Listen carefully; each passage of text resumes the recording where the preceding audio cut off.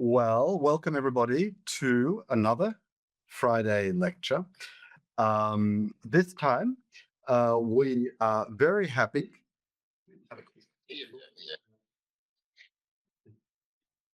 Uh, yeah, my good friend BC presenting. Sorry, we're such good friends. I had to pronounce it so badly. Akin Kube. There we go. And he's going to talk to us about, one of, and I have to say, I've been following this closely, I've been speaking about this, but this is an aspect of this topic that I don't really know very well, which is a particular aspect of the US administration, in particular, Trump administration policies in trade, which have been a type of shockwave for the entire world, but in particular, I think for Africa. And there was some really a year ago when the first set of so-called reciprocal tariffs hit, there were some African countries that were just quite bizarrely struck by a meaningless formula with no consideration of their position. And also the foreign aid cuts, of course, which have a huge impact, as we will hear. So this is very timely, and we've got Bithi knows this stuff inside out. So really, one of those times when you can say, hand on heart, no one better to give us the lowdown on what this all means, and of course, given where we are from a legal point of view as well, because not something that one always hears about either. So I'm very much looking forward to what Bithi has to say, and let me hand over. All right, thank you very much. So just you the moment. All right. So good afternoon, and it's a pleasure to join you all. And an initial thank you to you, Lauren, for the invitation to join the community here, but also to Vanessa for the hard work she's done getting this possible. I have friends in this room, and family, so it's nice to be comforted by you all. This afternoon, with apologies for the D that's missing 8, I thought I'll reflect a bit on what was initially a short version of a paper that was published in this Contemporary Practice of the United States section of the American Journal of International Law, where the authors, now former editors-in-chief, invited some board members to reflect from their point of view on the implications of the first 6 months. Then it became 8 months and almost a year of Trump's second term. And so that was published as, entrenching inequality, opportunities to forge new pathways. I titled that, and then thought of the implications of U.S. foreign aid courts and reciprocal tariffs for African countries. But this time around, I've sort of put it wider, right? And for understandable reasons, we're not where we were a couple of months ago when everybody was about reciprocal tariffs. Since then, there has been a decision of the United States Supreme Court that pronounced illegal the act that the U.S. relied upon to impose these taxes. At the time, September last year, it looked like what was called the African Growth and Opportunities Act, AGOA, was allowed to expire September, and maybe there was no future for it, but it turns out they were actually still keen to extend it for 2 more years. So there's sort of, governments by disorder here, by chaos, and then they find a way back. So I'll get through these, and then I can sort of get to the main arguments I have about this. I mean, you might think, why do you want to think about foreign aid cuts and tariff restrictions, reciprocal tariffs in the same breath? Well, because there's sort of a good overlap about what we're doing there for these African states. When you think about the fact that a lot of the states we're thinking about in the African context are actually recipients of aid, and the extent to which they're able to trade is directly impacted, or at least in some cases indirectly, by their capacity to free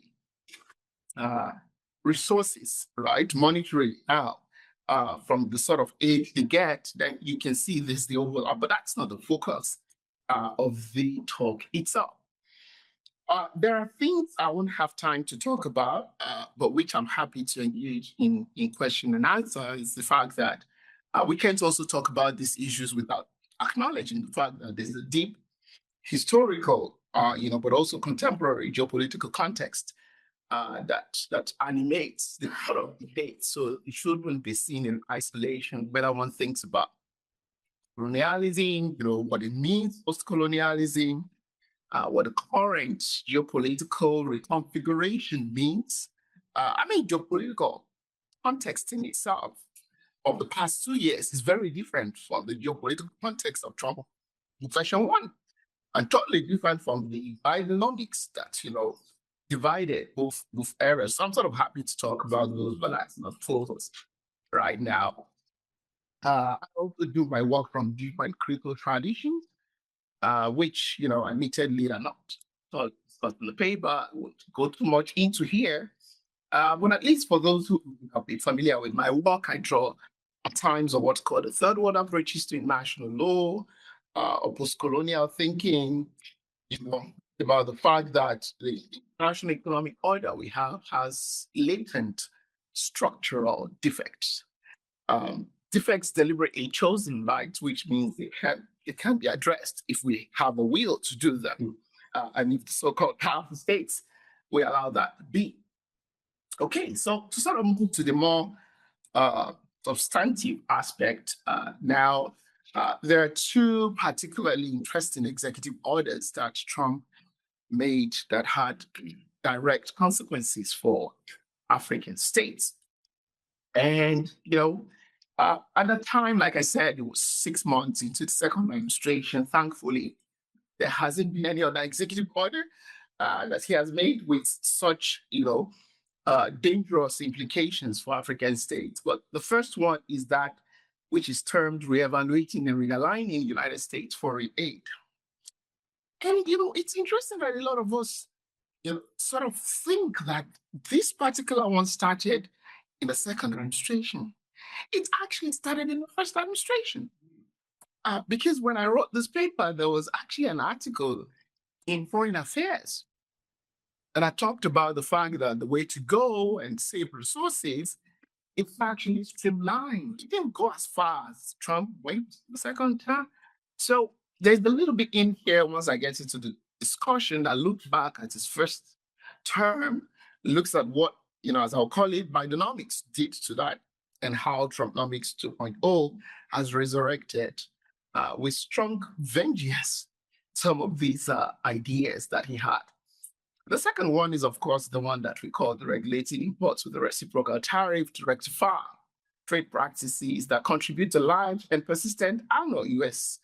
goods trade deficits. I find this very interesting. I don't know how many folks are, such trade geeks here, but reading this particular executive order and seeing the language that was used, you would think this is maybe a developing country. We talk about, how the system has, affected them and, taking advantage of them, and then now trying to claw back on those years, right? So I find it interesting how that is, but that's the second one, which is the Reciprocal Tariffs Act. And again, this has, different additions and revisions to them, which I don't need to bring into this particular conversation. But the key here, to sort of start with the first one, and maybe a more general, a background is in thinking about these issues. My core arguments in the article were that these executive orders have critical distributive implications for African states and third world countries in general. I argue that these executive orders by President Trump actually continue in his own administration. These are not in my PowerPoint. I tried to make them less wordy. and unrepentant focus on altering the existing international economic order. At the base of that is this mantra of America first, in this whole idea. So once you think about that, this is a project that is about ensuring that the center of gravity remains the United States, right? Remains because it slipped significantly towards China, and we lost in this first administration the very thing we thought we're having, the US-China trade war around that. So Trump's second administration, has laid bare the disrupting impact of power politics over diplomacy, neglect of rules-based international order, and non-empirically backed unfair trade claims about the position of the United States. For me, tariffs are now selectively deployed as instruments of economic coercion and political cordial in this piece.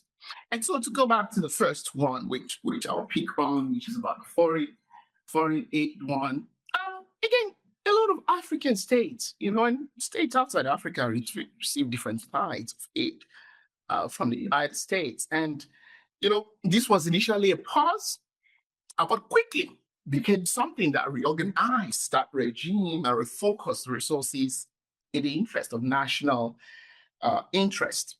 And so it directed that all department code and agency heads with responsibility for the U.S. Foreign Development Assistance Program to immediately pause new obligations and disbursements of development assistance funds, pending reviews of such programs for programmatic efficiency and consistency with the U.S. foreign policy to be conducted within 90 days. They came back under less than 30 days. And Rubio at that time, just thought we need to shut this down. Of course, that had overriding implications for people who worked in different sectors, across different parts of the world. The funding happened. Think about what it meant for health projects. Think about projects that are around protecting the girl child. Those that supported small-scale businesses. But that's the one part of it. But I think where nuance needs to be introduced is also that an argument that is made that simply just says this is problematic because we characterize it simply as a Trump thing misses the mark. Because there's genuine concern about how the funds that are disbursed are being used, right? Whether it's, the third-party agency, whether it's the NGOs that are involved in it, so there are some concerns. We can isolate in there whether those concerns should be related to this level of action is a totally different question at the end of the day. So for me, the argument here is really a simple one, that, once we think about the fact that foreign aid in itself can be tool with good and negative consequences if it's not effectively used. And in my view, African states have over-relied on foreign aid for too long.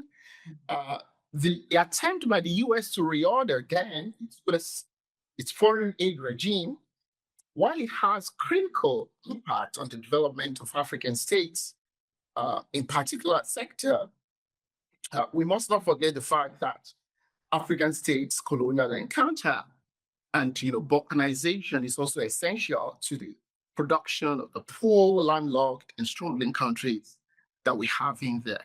So the very creation of the need for foreign aid itself has a difference in what powerful states did many years ago, right? Maybe if we didn't have states that were created landlocked or balkanized the way that Ghana and Nigeria, for example, produce similar goods or the same goods, then we can think about these issues separately. So in its historical context, then, 48 reveals the continuities, in my view, of imperialism, imbalanced relations between periphery and center, the domination effects of which have made the promises of socio-economic development.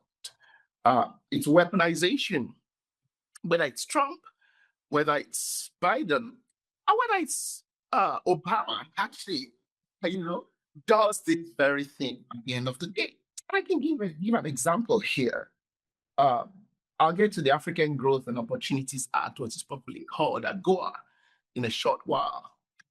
while President Biden was in office, it was the case that Uganda put in place a law that didn't support the activities of LGBTQ communities, right? And that understandably has implications for their human rights. But the US response wasn't about you need to think about a way to ensure that you have room for everybody's rights. It was about, we're going to suspend you, Uganda, from enjoying trade access you have under Goa, which allows you to bring in some goods under a specialized, tariff regime, market access, right? And that's extremely disciplinary. And as you will see as I turn the page, thinking actually about the reciprocal tariff in economic terms alone also doesn't capture the entirety of the non-economic ways in which it's being used as a disciplinary tool. Fall in line, or you get the consequences very hard. But before that, how I responded, in this paper to this is, it produced a very competing vision in Africa of what, the foreign court meant for African states. Some saw this, as a way to, finally break the chain of reliance on this so-called United States. We can do without them, some presidents said. It's the time to think about how to retool our resources for our own self. And that's not a bad argument in itself, except you have to think about a world where every government official does the right thing, and that big monster called corruption isn't a thing in government, right?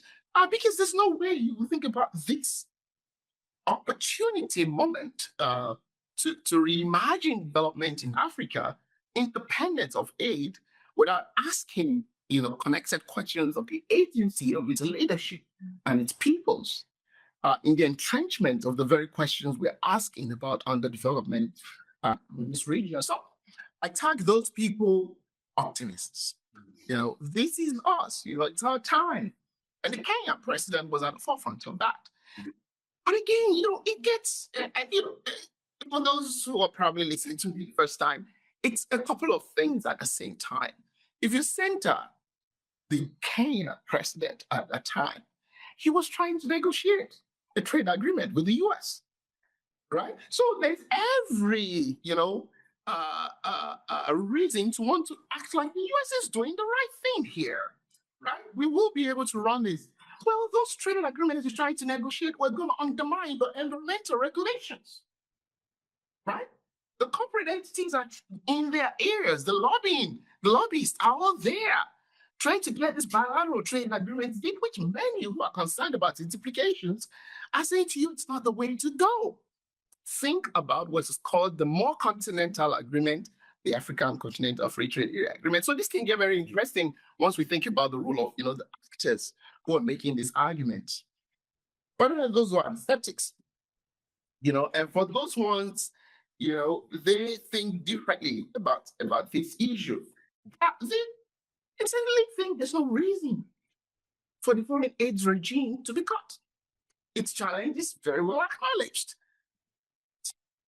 The situation we find ourselves in is one that African leaders cannot deal with themselves. And so, here, again, to sort of close this section, my argument is simply straightforward here. For African countries, the dissipation of foreign aid, has consequences for their capacity to trade effectively, to sort of bring it back to the trade dimension. The capacity of a country to trade goes beyond the abundance of its natural resources. We see value chains must be built. There are natural resources, physical infrastructure, energy, access to capital, and skills development are all important in that process. And at times, without foreign aid, governments will have to divert critical fiscal resources to address shortfalls in health, education, and other sectors that are present. Yet, one must avoid impetus to naturalize the gap that opened the door to foreign aid in Africa. The reliance on foreign aid from the United States and Europe by a number of African states has entrenched the dependency of these countries and caused structural distortions of economies of Africa in critical sectors. In this narrative, we must not rule out the agency of African states and allies in relying on these neo-colonial approaches, even to the detriment of Africa's self-reliance-based development. Consequently, the Trump administration's cuts, I argue, have a direct implication for the political economy of international trade in African states, and that provides the inroad into the more, reciprocal tariffs concern. And here, I sort of started hinting at it. I did not take the classic, trade guy thinking to this, thinking WTO rules and such. It's more generalist in its approach, you might say. And here I thought it was good to imagine, not just the economic implications, but the non-economic ends of this particular idea. Tell a story before going into that. If we imagine where Trump came back, with Elon Musk very much his right-hand person, South Africa was very prominent in those early days. It was about so much so it used the wrong image when the South African president visited about what he called, the discrimination about white South Africans and how they're denying them access to land, and there's this law they're making that's very discriminatory of Africans in South Africa. Of course, we know that's not true. We know South Africa's apartheid past. We know its history. It's a very complex and one they're trying to manage. Yet, in its, in those early years, it wasn't about the South African state. It was about the interests of an elite, right? In that came from that country. What you might argue is his attempt to fight back, one which Trump took on very well because he has his own interests as Elon Musk supported him a lot. So that's one context to thinking about his relations with South Africa and the tariff that came. There is the wider context of how we might refer to of his first term. I think about the quote unquote shithole countries that he referred to then, right? Again, it's an invitation to think in the longer term, right? And think about the accumulation of the various actions of this particular individual to be able to try to analyze it. So by now, it is no longer a question, I argue, that there is a deliberate effort by President Trump to remake the international legal order or global order. That's his goal. It's America first. It's nationalistic in a sense, but it's also about dominance in the other sense, right? Aided by international economic laws fetishizing of formalism, a point I'll come back to. His use of tariffs illustrates the blind spots of hierarchies that are baked into the disciplines regime. So international economic law is not excusing this challenge that we face. Is very structural, and Trump is utilizing it extremely well in the view of some people, maybe too poorly in the view of others. In that regard, we come back here, we can think again about the context where we're in. International economic law is in flux, multilateralism is struggling, WTO is fighting to be relevant. Regional economic organizations look very good, but realignments are happening. And so here, the Trump administration's chaotic tariffs have, in my view, complicated the situation further, creating significant challenges for African states. What does trade in here outside of here?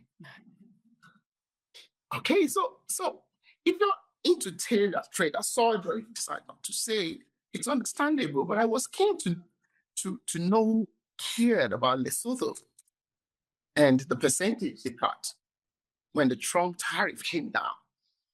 Because even if you were not a trade person, if you cared about the news around there, it was 50% tariff on Lesotho that traded with the US primarily in clothing and apparels. So you do have to think about what's the wisdom behind this. South Africa got 35% to start with. But this smaller country that borders, South Africa got 50%. Of course, it graduated relative to different countries, 15% for some, 25% for some. So, for me, I think, before we come back to the question of the tariffs, there's a broader American agenda in here, which, beyond the volatile nature of Trumponomics, as opposed to Bidenomics, more social approach, the cumulative effects of their international economic policies relating to trade may be difficult to disentangle. Once you move past the very blunt nature, very unkind nature of how Trump, talks about this, it's about the US actually, whether it is Democratic or Conservative Party. As I argue, whatever one makes of the rupture or continuity in the Biden or Trump administrations, one thing is sure, it's all about America's quest for dominance in a contemporary international economic order where its dominance has waned significantly in favor of China. Tariffs are being deployed as a vector for global domination. And so, that sort of brings me back here where I'm like, okay, so if you think about that, how in the world is it 50% or less? So that sort of enhances this case for domination. He doesn't care whose ox is gored, right? It's like we create this chaos, and in here, we can sort of bring out what we're trying to do. Botswana, I can sort of just refer a little bit to my writing here. There's a paragraph I want to read out. I'll not bore you with the percentages of what went to each country and how to try to negotiate around that. But what became clear soon after is the fact that, look, as presidents marched or tried to march to the US, as a lot of African states committed resources to getting deals for lobbies in the US. I mean, so let's paint the picture. Aid is off the table if you're a poor country. You are drowning under debt, right? Yet you have had to find a way to get to the US by signing $1 million, whatever, lobby agreement, right? So you can think about the predicament of such a country, right? Who's trying to claw itself back in favor with this country you would like to continue to trade with, because there'll be a lot of unemployment, a lot of investment will leave their country because of this new tariff. So the idea here is, the tariffs we're talking about here are not only punitive in their nature, they also, may, as I argue, decimate the economies of these countries completely. And in that regime, it doesn't matter what the law says eventually. Formalism is thinking about the outcome of the decision of Supreme Court months later actually has missed the implications of these particular executive orders, right? So formalism and the law is very late to the game in here. And whether or not the Supreme Court of the US pronounced these illegal or not, countries, industries, people have already suffered and continue to suffer, right? So they are also not, this particular tariffs, also not about unfair trade or trade deficits. Quite explicitly, at times the tariffs are designed to retaliate and serve the pursuit of some other source of aggrievement. South Africa one is an example I have given in there. But the tariff measures were also introduced in April then, at the time when, the uncertainty that came with that meant that corporate actors have had to react to things. And so we can think about all the implications it has in the sense of the chaos created for economic policies in these countries, before which today, the US seems to be the party that has really gained from all that disruption. So that the uncertainty and market disruption, not only have implications for investors, but already had direct consequences on individuals, job sectors.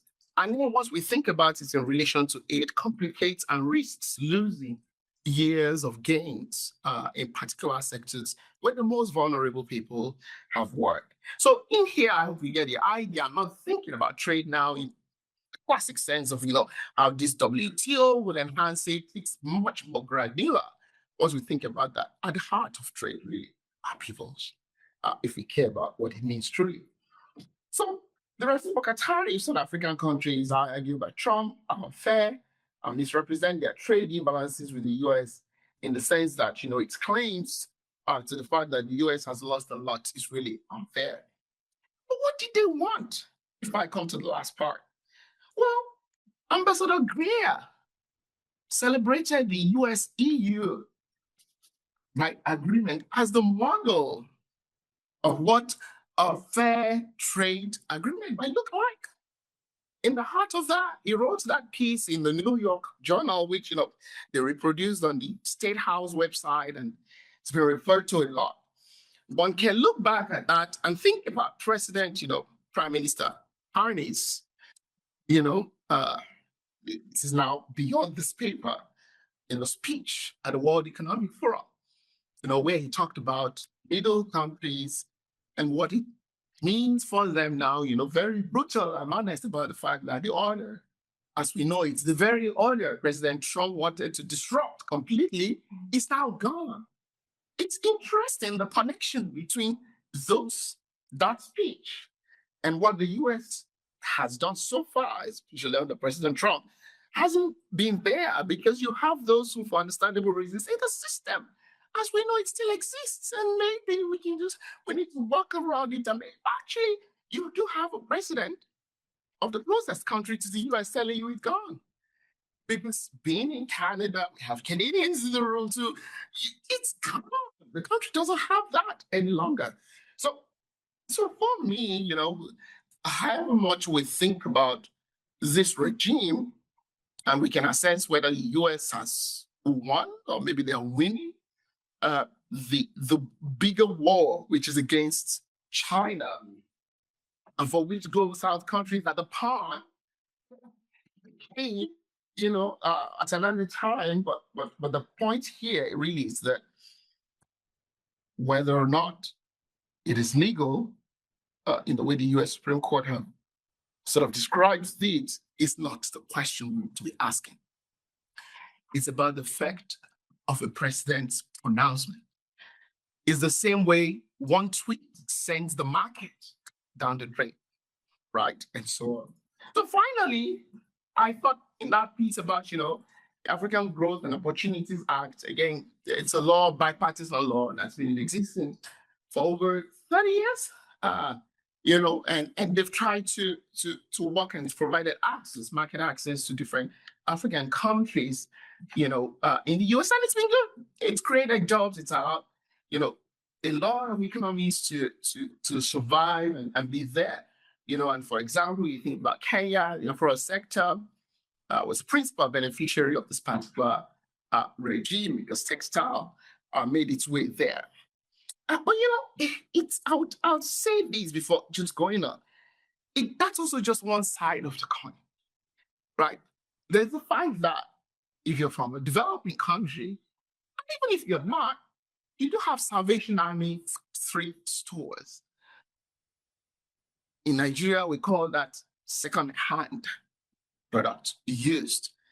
A lot of us bought them all way longer because they were original, they were cheaper, right? And you didn't have to pay the real price for Gucci shoe. You had one at the end of the day. It was just used by someone else. Well, in the textile industry, that really was a problem for Kenya because this is an industry they're actively trying to nurture to be able to produce. But the importation of cheaper used textile from the US clothing, right? And that people were not concerned about buying what is local. And so, we think about the AGOA has allowed Kenya to export, when in reality, it has killed its textile industry. On the other hand, because citizens are just buying what they produce, right? So it may explain why I go around in this Nigeria clothing. It's my beats to support Nigeria. I'd say, maybe I do what I say in some sense, right? And not continue to buy the popular designers. But at the time the fair was, it looks like we won't have AGOA renewed. It expired in September, really. But there was some lobbying, and this has gotten extended. So what? I ask with all this, and the reality is, those who've taught tariffs and Lauren, sorry, I know, I read Lauren when I was a graduate student. you're still young, but Lauren would know that, even in his many years of teaching, trade law, I don't know how many years pre-Trump you started with tariffs. So suddenly, all of us who teach trade law, tariffs actually now almost the anchor around which we have to bring the conversation, with the appellate body no longer as active. The panel is doing its thing. The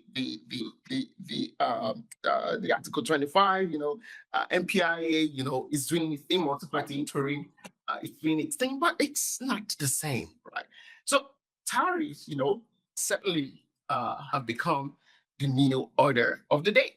Whether you think about it, the language of economic coercion, or you think about it as just pure power being used to, to ask people to fall in line, the reality is Trump's administration is unapologetically, unconcerned about those ox is gored in that process, because it's all about recentering America first policy. I mean, in that context, the goal, as his, trade ambassador said, is, look, we want to retool international economic order so that it is, in the words of Andrew Greer, fair, balanced, and oriented towards serving concrete national interests rather than vague aspirations of multilateral institutions. We can talk about the fact that they were at the very base of forming that multilateral institution. They have now waved their hands at. Did the US decision change anything? You probably have heard a little bit about it. In my review, it changes nothing. The real damage was done months back when, that announcement was big. It shows the limits of formalism again. If we think in much theoretical sense about these issues, the law's ability to catch up with these issues really causes a lot of damage, by the time the legislature, and in this case, the court, stepped in. So we got something to think about in there. But, maybe it's a good point to sort of say, I'll pause in here and, happy to engage in any discussions. Thank you very much. And if you think about what's Afronomics law got to do with it, well, it was my own effort with James Gathi to sort of create a platform that would host African scholarship. It's purely our effort, nothing financial about it, but you might want to check it out. Thank you.